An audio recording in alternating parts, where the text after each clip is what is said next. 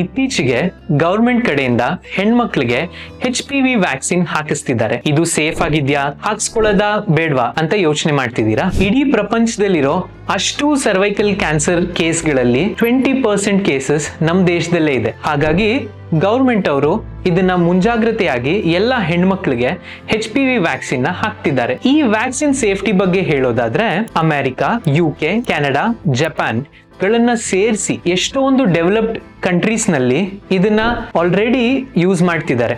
ಅಷ್ಟೇ ಯಾಕೆ, ನಮ್ಮ ದೇಶದಲ್ಲೂ ಕಳೆದ 10 ವರ್ಷಗಳಿಂದ ಪ್ರೈವೇಟ್ ಹಾಸ್ಪಿಟಲ್ಸ್ ಅಲ್ಲಿ ದುಡ್ಡು ಕೊಟ್ಟು ಅಪ್ಪರ್ ಕ್ಲಾಸ್ ಮತ್ತೆ ಮಿಡಿಲ್ ಕ್ಲಾಸ್ ಜನಗಳು ಇದನ್ನ ಹಾಕಿಸ್ಕೊತಿದ್ದಾರೆ.